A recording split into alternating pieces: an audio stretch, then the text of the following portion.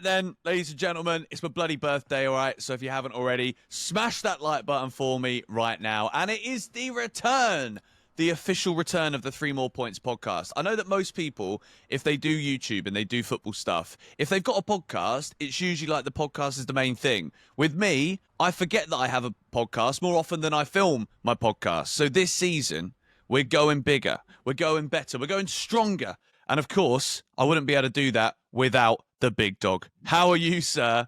And welcome back to the channel. It's been a whole month, and we're champions of the world this time. We are. We've got to talk about it because I feel like if we don't remind people, they forget about it. Do you know what I mean? Like if we don't make sure that every single Arsenal fan, Spurs fan, Man United fan, Liverpool fan know that we are champions of the world, I'd hate for it to slip their minds. But more importantly than that, Georgie boy, we've got to say, very, very happy birthday. I can't believe you're only 25 years old. You're pulling it off incredibly well. Mate, I know. It's these wrinkles that give it away, though, really, isn't it? Look at that. I am lying about my age. It's all the extracurriculars that you have in your life and the 15 pints.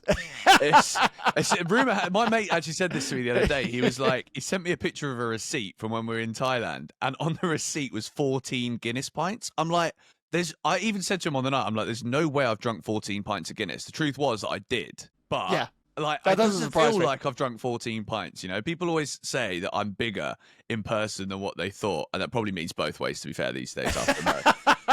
It would do after 14 Guinnesses, for fuck's sake. They are calorie dense. But speaking of calorie dense, right now, our squad is looking healthy, I'm going to say. What we're going to do today is we're going to go through, it's almost like a pre-season report. So we've not actually got much to report on, apart from what was last season. But we're going to go through goalkeeper, defender, midfielder, attackers. We're going to talk about how healthy we actually feel like we are going into this season. Because I don't know about you, but I think for the first pod of the season, I'm not going to give a prediction of what I think is going to happen. But I will absolutely say and outline what I think we should be looking to do this season. And then I would like to gauge from the nod or the shake of your head what you think of it. So Premier League is going to be very competitive. It's going to be harder than last season, but we are in that conversation. So as much as the other team's going to be better, we should be challenging for the league this season, in my humble opinion. Champions League. I think the Champions League is about the luck of the draw, as much so as it is having flexibility. I think Chelsea have got flexibility. If we get the luck of the draw, I don't see why we can't go to the semis of the Champions League, just as what I'd like to see. And then the FA Cup and the Carabao Cup, I'm merging it into one and saying, I want to get to the final of one of them and win a final. So win a trophy next season, one of the domestics, and challenge on all fronts. That's what I want to see from this coming season. What do you think, Big Dog? I think you're being very realistic and fair with that, really. I think, let's be honest, the primary goal really is to make sure we qualify again for the Champions League. We keep that money, the gravy train, ticking along. But I think Enzo said this beautifully in a press conference very recently, that he isn't going to be mincing his words anymore about competing for the UCL places. This isn't a time now where we're going to be making up the numbers. We want to be going there and try and compete for a title. And yes, Man City have strengthened and they look amazing. Liverpool are looking incredibly strong. Probably one of the most deadly squads that has been assembled in the Premier League in a very long time, to be fair. Yeah. But you could say the same thing about our squad. You look at our players now. We have, players that were seemingly young that are coming into their mid-20s now, and potentially now at their peak. You've got young players that are really exciting, wonder kids that look incredibly, useful. And then also, I feel like Maresca has developed and his tactics have developed. So why not go and challenge for the Premier League? I think we should be up there. Personally, I think the expectations should be a third and above. That's where I would be looking at it now for the Premier League. Yeah, third and above even at this point means that you finish ahead of one of Arsenal, Liverpool and Man City, who are all, I would say, expecting to win the league this season. Man City won't want to go 2 seasons in a row without it. Liverpool have spent hundreds of millions of pounds having just won it. So if they don't win it, that's a failure. And Arsenal, well, they're kind of used to winning it. So it's whether or not they can flip that on its head. But I'd also say one thing that I'm excited about and happy for going into the season is this is the first time in a while that we've actually gone into the season off of the back of like a really good moment with continuity. It's kind of been like when at the start of the season when it was Tuchel and then it became Potter, that was not even a good start to the season because you could see the fractions between Tuchel and the hierarchy at the start of pre-season. And then the end of that season was obviously a disaster. Going into the start of that next season was a disaster. With Poch, again, lots of unknowns. Even last year with Maresca, that pre-season, I remember being in Ohio, watching Celtic batter us 4-2, mate. I tell you what, I wasn't sat there thinking, oh yeah, I think this Maresca guy is going to get us the Premier League. Now, a year on, right? Everybody, I think right now is universally agreeing that we're backing the manager, which is exciting. We're backing the squad, which is exciting. So I think the continuity is also a big factor going into this new season. But Josh, we got to go through the players, mate, because as much as we can be delighted with what we've seen, and I think a lot of players that we might have criticised even last time we spoke have put some credit in the bank here going into this season. And that includes Robert Starboy Sanchez, mate. What Big do you Bob. think going into the season? Because a lot of people always talk about this and ask me, like, are we getting a new goalie? We should get a new goalie. But I kind of keep protecting Sanchez. Like, what is the crack on this right now, do you reckon? It's so funny, isn't it? Because there was a sliding doors moment at the start of the summer where Mike Mannion could have absolutely been our number one goalkeeper. And I don't think we would have really batted an eyelid. And I think in that scenario, let's be fair, Robert Sanchez probably wouldn't have been at the club, would he? If he had signed. I don't think Robert Sanchez wants to be a backup, especially with the fact that Jorgensen is now the established backup now. So in a weird way, mate, I want to say I'll agree with you, and I want to say that Robert Sanchez has got enough credit in the bank now after a wonderful performance in the Club World Cup final, Champions of the World. Just to remind everyone, Champions of the World. So I feel like we should, as fans, be backing him. There is a lingering doubt in the back of my mind, mate, that I feel like we could in November, December, Christmas period, we've played the Champions League games, things are getting difficult, there's pressure on the team. If he makes 2 or 3 mistakes, I feel the pressure is going to be back on Sanchez, and there'll be a lot of people, I'm sure we'll be making videos about it, saying why did we not strengthen in the most obvious area? And I have to say, talking about 2 areas that I'm most worried about going into the season is probably goalkeeper and centre backs. But big caveat to that, Big Bob has performed incredibly well, and I feel like he's earned the chance to make those mistakes. And if he does it, then we just got to fucking deal with it, and it'll be another season where we don't quite push for the league because we've not strengthened in the goalkeeper area. The thing is, again, you're never going to buy Donnarumma, and Mike Mannion seems like that deal's not possible. So Sanchez is probably by default the best option, maybe? I don't know. What do you think? Well, I think you're right. He's definitely got credit in the bank now. But again, in terms of premeditating or predicting what could happen, I think the most obvious thing that could happen, and wouldn't be a shock if it did, would be to be sat here towards the end of the season, towards the end of the window, and being like, for goodness sake, he's done it again. I really don't want it to happen, but unfortunately, the number of times, the actual frequency of errors was so high that there was a point, I remember saying it, and I'll bring it up again, because I don't mind what I say in the past and bringing it up again, but I literally said I never want to see him play for Chelsea again. Obviously, then he's played for Chelsea, and if he does well, I'm not just going to be like, no, it's not a personal agenda. I met the bloke in the lift, all right? I didn't knock him out. I don't want to do that. Did he knock you out? No, he didn't. He actually dropped his bag at the time, which I'm not saying anything, but like it kind of like fell off the suitcase, but it wasn't like a catastrophic error. Okay. So I'm backing Robert Sanchez right now, because if we're not going to sign a new goalkeeper, I do think he is the best of what we have at the club. I think Mike Penders looks like he could be very good, but he's now gone on loan, so we can put that to bed for at least a year. So I don't want it to be the case that it bites us in the arse. I wouldn't be surprised if it does, but I'm going to say Sanchez has got that credit in the bank. But if mine is available, if he don't sign that contract, just like go for it. Do you know what I mean? He would be an upgrade. I think nobody would. I mean, maybe some people would. I think Sanchez has got a lot of flowers now at Chelsea. I think some people might say he's better than Maignan or better. Yeah, option. I'm very happy now, like you, to just go, do you know what? I can deal with the pain throughout the season. I feel like he's earned his spot. So yeah, I'm happy for him to be our number one in net now this season. That's fine. All right. All right, so you said that you had a problem with centre-back, so we won't talk about those now. Let's go into the fullback situation first, because obviously on the left side, we've got Sir Mark Cucurella, who should be a Sir in my opinion, and Yoral Hatto, who will one day go down as Sir Hatto. So I think that is a fantastic left side. For Hatto to be 19, learning under a 27-year-old who is in the peak of his powers in football right now, Mark Cucurella. This guy is stacking up trophies left, right and centre, mate. He's going to need a new cabinet. Could ask him if he wants that fish as well. What do you think for the left side of Chelsea's defence, sir? Before you're going to tell me ask me what do you think of the fish, and I was going to go very impressed. You can give your opinions on my cod if you like. It wouldn't be the first time. I look, honestly, you've got to be straight about this. I think the left-hand side, the left-hand side is our strongest area. To be fair, the left-hand side is so exciting for Chelsea. And what I really like about it is they've got two different profiles. Much like on the right-hand side, actually, if you think about it. Cucurella, who is, let's be honest, probably one of the best attackers in the team, let alone the defenders.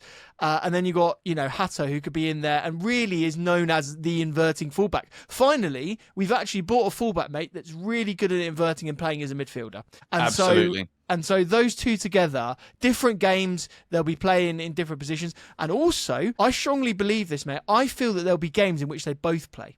I feel that there'll be games in which we potentially go to a back five, or we look at Hatto in the Colwell position and, we have Cucurella bombing on. I personally think we'll see that more often than people would guess.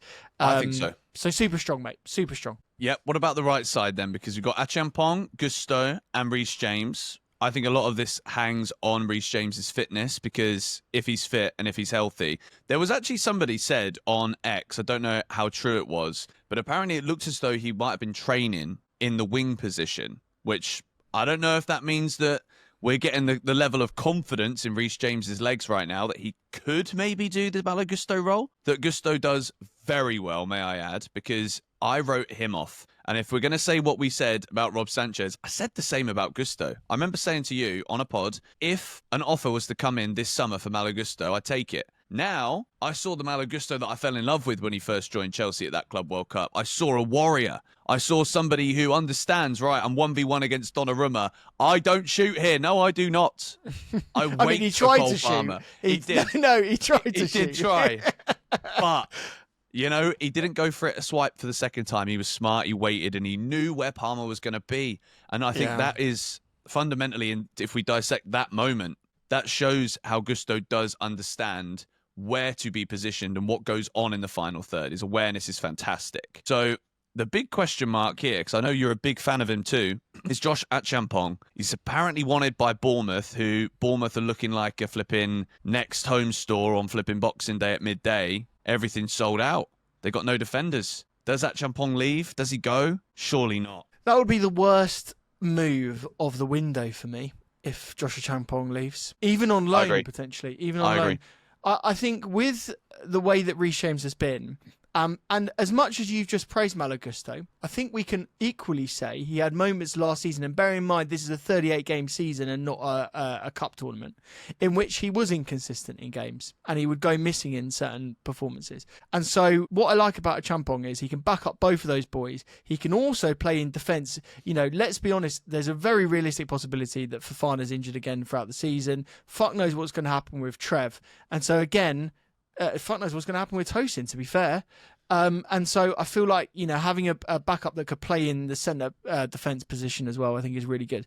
And let's not forget how good Josh was as an inverted fullback. Again, mentioning those things, because the reason why we mention them is because Enzo Maresca absolutely loves them. And I think him playing there and, filling in the midfield is also something really important.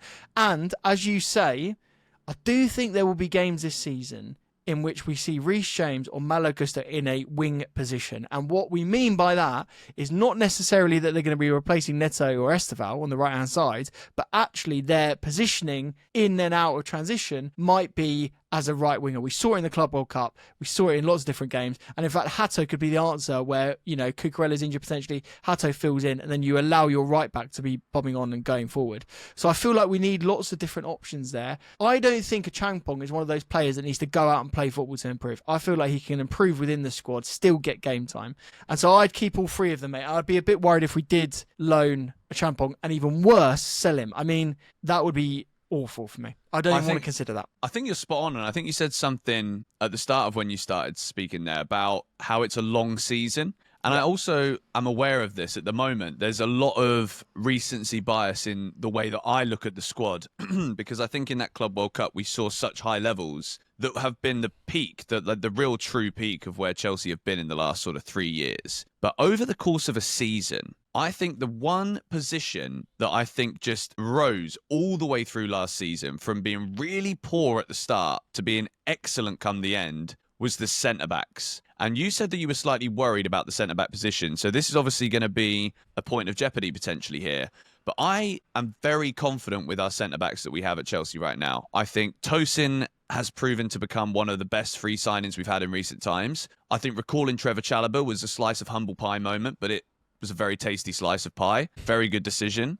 I think Wesley Fofana, I saw yesterday he's posting about they talk too much or something. I'm like, bro, who's please, talking? mate. Who's Don't talking, George? flipping mention anyone, okay? But who's talking? Who's slagging him off? I don't think anyone's slagging him off. I don't know. Maybe, it might be. We might be reading into it too much. But I would say just give us a few games first. You know what I mean? But if Wesley Fofana's fit, I think he's a fantastic centre-back. I feel like all of the Chelsea fans, I feel like it's not Chelsea fans, because I feel like every Chelsea fan is backing Wesley Fofana, because we know how good he is. He doesn't need to prove anything to us. Just want him to stay fit. That's all we just want. want him to stay fit. And that is the biggest if. Do you know what? Let's play a quick game. Who's going to play more matches this season? Wesley Fofana, Romeo Lavia, or Reece James? Call it now. Reece James is going to play the most. I think Reece is back. I think Reece is ready to rock and roll. Showtime Blues. Reece James bombing down the wing, mate. I can see it. I can smell it. Who's going to play the least? You see, the answer is Lavia. I think would be so unfortunate. Do you know what? Unfortunately, I think it's going to be Wesley Fofana, because I think if Lavia does stay fit, I think he gets a lot of game time. I think he's an absolutely class player. And so actually, when I'm looking at all three of those, Lavia, Fofana, James, I can see three fantastic players that if they do stay fit would all play, I think, more games than they would miss. So for that fact, I think Fofana gets injured too often. I think he plays the least. Fair. So yeah, look at going to the centre-backs, and why I'm worried is I don't know what it is, and maybe I'm reading too much into this, but I have a sneaky feeling that one of Tosin or Trev will be sold before the end of the summer. And I don't know what it is, but I just feel like 3 players in that position, they'll look at it and go, we can cash in on one of these players, get some pure profit and move on. Especially if Wesley is showing that he's fit, I think they'll push to potentially, get rid of one of those players. And then if you look at that on the other side, then you've got Colwell, who for me is the best centre-back out of all of them potentially. And Badiashile, who they've backed, but also has been inconsistent. I think if you look at it, and you look at it, with the bias, the blue tinted glasses off, and you go, is that a group of centre-backs that could win a Premier League? When we've had players like, Thiago Silva, we've had the elite players. Can they win the Premier League? Question back to you. Can that group of centre-backs win the Premier League? I'm not 100% convinced on that. And again, I'm thinking about where they are at in their careers right now. I think, like you say, there's a lot of players in there that are kind of on a knife edge almost. I think Chalobah obviously has been almost shunned out at any given opportunity. He's now earned his spot at Chelsea. I would be gutted if we sold Trev. I think he's a very good defender, but can he go up another level, which I think we would need to do in order to win the league? Tosin, I think the same. Colwell, I think, is absolutely on that trajectory right now. I think we could end up seeing Hato in centre-back a lot more than we think, because Cucurella does seem to be made out of steel, touch wood. He seems to be all right. So I think they need to go up another level. I think for me, it's about managing the moments in matches. I don't see us doing capitulations anymore. I think we've got the strength mentally now to be able to have a resoluteness to not just fall off the face of planet Earth in matches. I think it will be about individual moments. And I think that becomes like a connectivity thing between the goalkeeper and the defense. And I think this is why Sanchez is such a big thing in this, because Sanchez was literally making errors, leading to goals. So I think that put a fear in the defense. So between all of them, as a result of each other, it was never good enough. Now Sanchez actually looks like someone who's a bit more of a rock at the back, is on it, switched on constantly. I think the centre-backs raised their game because of it. So I think collectively they've just all got to be at that same level that we saw in the knockouts of the Club World Cup. And if they can do that, then I think we'll be very much fine in the centre-back position. And look, when I say this, I don't mean that I don't rate any of these players. Like I love Trevor to bits. I think he's a wonderful defender, and I think this is why I'm so worried about them potentially selling him. I also think that Wesley Fofana could be a generational talent for us as well. He's just got to stay fit. Also, Levi Colwill was wanted by every single Premier League club in the league, so that, you know, like, he is proven to be quality, and I think he actually improves every season, which I don't think he ever gets a lot of credit for. And then I think that Tosin was a good free transfer, you know, acquisition, and Badiashile has had moments where he's looked good for us. What I'm saying is I think I'd almost rather have 3 out of those 5 and have a Thiago Silva level player to then push us to the next level and really have some competition in those places. Ultimately, the game that these boys have got to play now is they've got to raise their game. If they improve individually and they step on in the way that they did in the Club World Cup final, let's be honest, we kept a clean sheet. Like, fucking hell, we kept a clean sheet. Against PSG, mate. Against PSG, you know, European champions. So we beat the best team in the world, and then we are now the best team in the world. Just saying, right? You know, we are. Again, just to remind everyone. But yeah, like, you know, I would like to see one more acquisition there, but I don't see them doing that now. I don't see a player on the market that is available that would improve that squad. So again, much like the Sanchez situation, maybe it's another thing where it's another year. We wait and we see if there are any talents out there that we can, you know, acquire and do it. You also got to say you've got Anselmino and you've got Sarr waiting to, you know, be involved in the squad as well. So their future planning for that position would be interesting to see what they go with. But yeah, I still don't think that's elite level. Yeah, no, Sarr's gone on loan, obviously, to Strasbourg, which I think will be good for him to go back there, have another season. They speak very highly of him there. But at the moment, if we sell a centre-back, we've got to go and buy one. But I don't want to sell any of them, apart from Disasi. Maybe Badiashile if Hato's there now, but I think the club are backing Badiashile. So for now, let's wait and see. Let's move now. Oh, Esteval's just been unveiled right now. Fuck off, has he actually? Come on. What have they done? Have they put him on a plinth? Have you seen these plinth shots? They're very interesting, like little Sabutio. I haven't. Yeah, look, he's standing on a plinth. Is he's he? standing on a plinth right now, yes. I'm gonna wait and I'm gonna look at it afterwards, because we're going to talk about him in a minute, to be fair. But you can see, guys, like, literally, we're on job all the time, all right? So subscribe to the channel, and Josh linked in the description. Let's go, though. Let's move into the central midfielders, because it would be too easy to do the wingers right now. Let's go, central midfielders. I would say I'm very happy with this position. I think Kiernan Dewsbury-Hall was a great player. I was sad to see him leave, but realistically, we have got Lavia, Isugo, Enzo, Santos, Caicedo. That is magnificent strength in depth, isn't it? It really is. And ultimately, if you look at different areas, you know what I was just saying, like the left back's very strong, the right back's very strong. Like, you have to say the centre mid area is so strong and also so ready for the future, which I really like as well. The fact is they've got 2 players that would get into any team in the Premier League, and like I'm very happy to have that argument with anyone, to be honest with you. And then you've also got Lavia, who again, when fit, would easily get in a lot of Premier League teams as well. And then below that level, you've got Isugu, who looks like a really able understudy for Moises Caicedo, which we were desperate to get in. We needed that option. And actually, I feel like a lot of people misprofiled Lavia as the Caicedo backup when he doesn't necessarily play in that way. They often play very well together, in fact, and that's why we end up playing all 3 of them with Enzo as well. And then we haven't even mentioned Andre Santos. I mean, such an exciting talent. If we can keep this boy happy, as well as the other 4 that I just mentioned, then we'll be doing something right.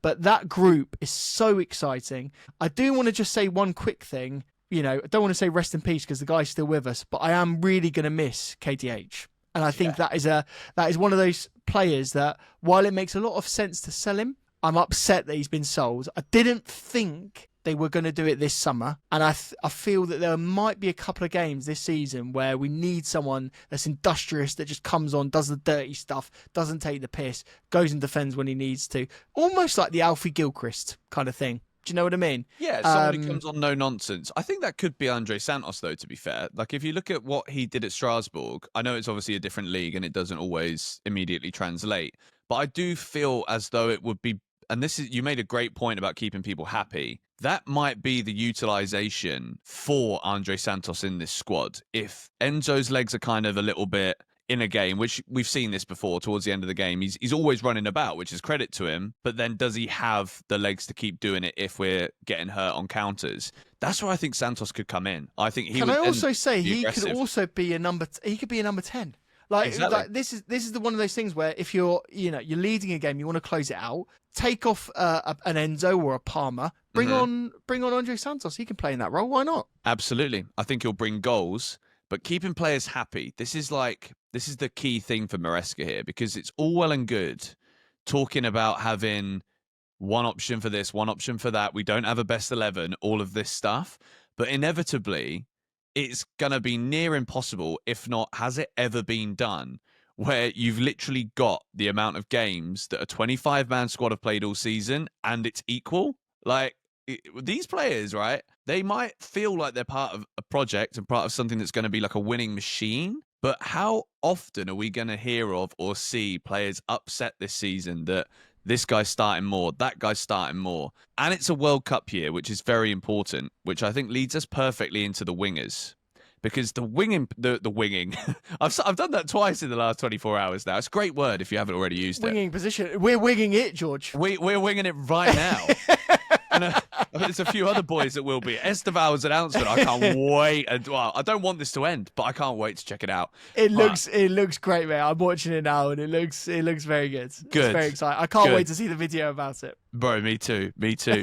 So Esteval and Neto, I'm saying, for the right. Obviously, they could all switch in positions. In 6 months, we could look silly for saying this. But what I see here is a player, Pedro Neto, who is coming towards the peak right now. I think he is on an absolute rampage, and I want to make sure he gets the credit from me here that I think he rightly deserves, because his performances in the Club World Cup were fantastic. I think when you see the tactical development that Maresca has put this squad through and under, I think Neto's minutes last season are vindicated. I think the manager trusts him to do a lot of different things on the pitch. And I think he's going to be a big surprise to people this season. I think he's going to do so well. So keeping it on that conversation about keeping players happy, there is also a Brazilian kid here who has just joined us who is the real deal. Is he going to displace Pedro Neto? Because from what I've said there, it sounds like a very difficult task. I don't think the assignment, is to replace Pedro Neto this season.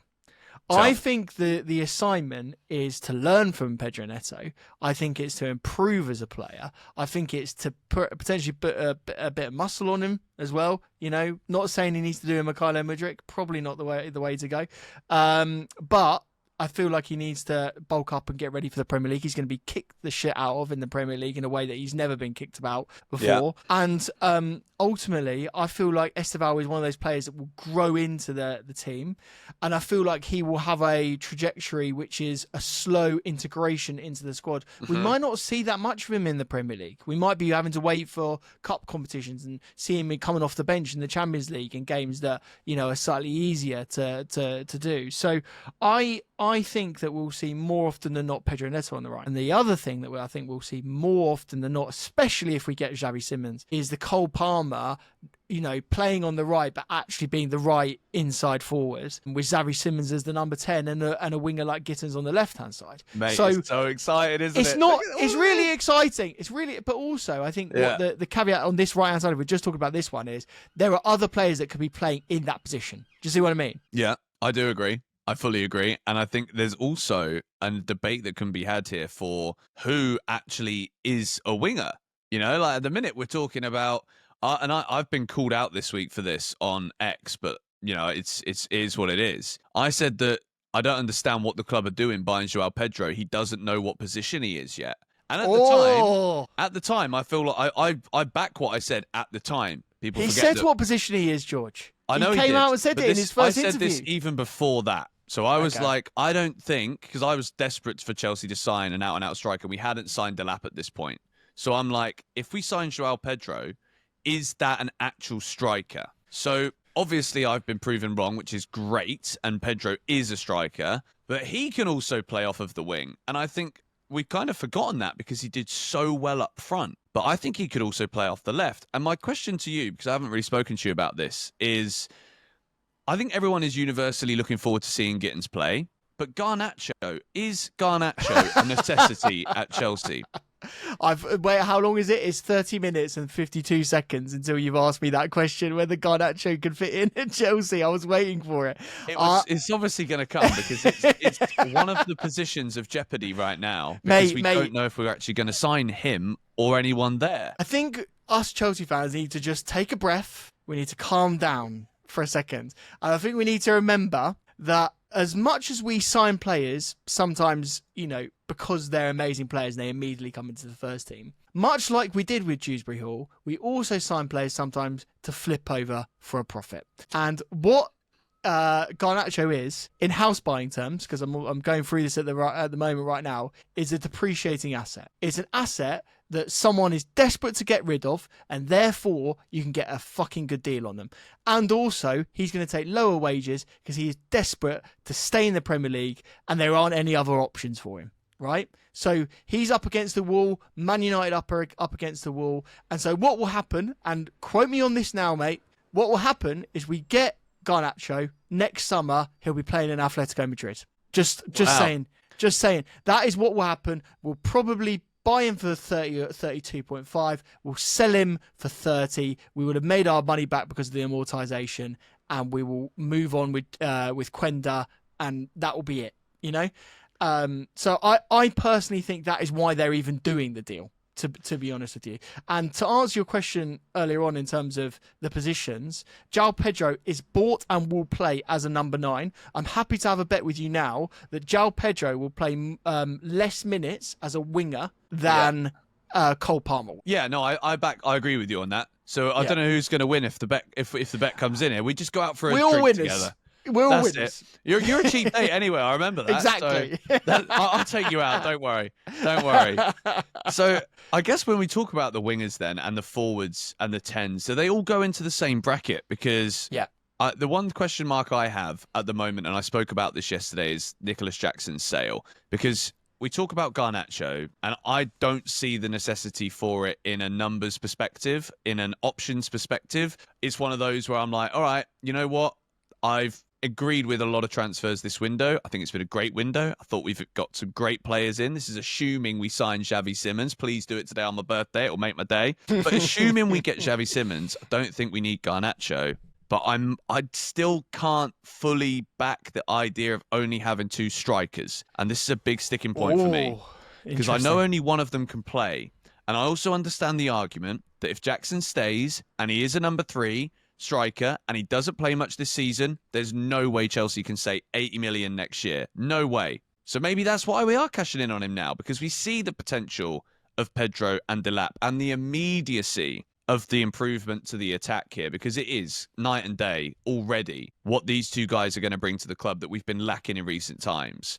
So I guess in terms of the overall squad happiness, which has been a point that we have made here throughout this video, which will be very important because the squad is looking good. What positions do you think we need to worry about players not being happy? And do you think there is any bad eggs in the dressing room right now? And I know that's difficult to say yes and point anyone out. I wouldn't say do that. But do you think it could be a problem? I think that this squad will actually be one of the most harmonious squads that we've had in a while. And I don't think the dressing room will be a problem. I think we saw the togetherness in the Club World Cup, and that was largely the same squad. You're chucking in a few new players, which, quite frankly, we don't know that well. And so you don't know how well Hato is going to be on the bench, bearing in mind he's just played 2 full seasons at Ajax. You don't know how well Gittins is going to do, bearing in mind he sees himself as a superstar. And I rate that. I rate a lot of these boys that rate themselves that highly. Esteval is the same. He should see himself as a superstar and wanting to be playing week in, week out. I'm naming players that I don't think will be playing week in, week out, right? In this. Like Santos is the same. Arguably one of the most exciting players that has come out of Brazil in a very, very long time. And a lot of people are seeing that. Barcelona wanted him. And so there'll be a lot of people saying that these guys, that I named could be the ones kicking up a fuss. I also think Xavi Simons has got a bit of an ego and an arrogance about him, and not necessarily in a bad way, but just, he rates himself. He's been through every academy in the world, and he came from La Masia. So he obviously, he believes in his own ability. But I think in the way that we built this squad, and remember, we've used tactical-board.com several times in this, in this thing. I should call it the Josh Aveste tactical-board, to be fair. But when we do that, we looked at the squad and we said, let's do the Jose Mourinho. Let's try and get 2 players in every position. And in some, let's get 3 because it's going to be a long season. And let's be honest, we've got a lot more injuries than Jose had to deal with in his tenure at the club. And I feel like we've built a squad where, yes, there might be some young players not playing. Joshua Champong. Is Joshua Champong going to kick up a fuss if he's not playing? Fuck no. Absolutely not. Maybe. No, I don't think he will. Will Gittins kick up a fuss if he's not playing in his first season in the Premier League that he's got to adjust? I don't think he will. And then you look at other areas and you go, Santos, has he been a dick so far? No. There's a lot of talk on the outside. I don't think there's a lot of talk from him. So I don't see there being a lot of trouble, mate. But maybe that's famous last words. But I just think you've got to look at the history of it. We've got this new guy. Do you know what his name is? The Kiwi geezer that is meant to be like the management. Willie Issa. Mate, he's a lovely bloke too. He's a big guy. He's like a proper rugby guy. And I had a mug here of coffee, tea earlier. Oh, really? This is good because you've got a Chelsea mug that's coming your way from the Chelsea Megastore. For my birthday. Thank you very much. Warning, start talking about rugby. Please don't. When I met Willie Issa, that's what I thought it was going to be like talking to him. I'm like, everyone who likes rugby always reminds people they like rugby. Do you know what I mean? Like they make sure that that that they're a rugby fan. But he didn't do that, mate. He's fully there. He's fully focused on the football. He's a top geezer.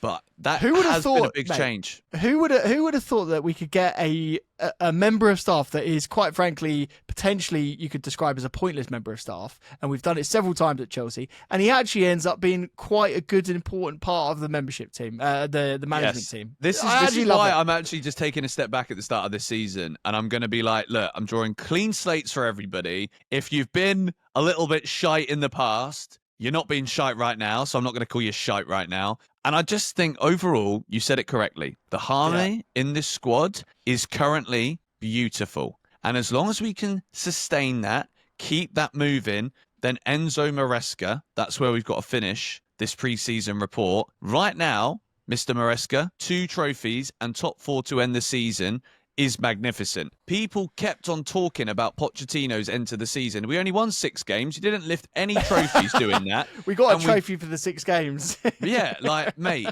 I'm sorry, but this guy, to be honest, even when things were bad, I was not really blaming him per se. Yeah, the football did bore me a little bit at times, but the place that we've come to is a good one.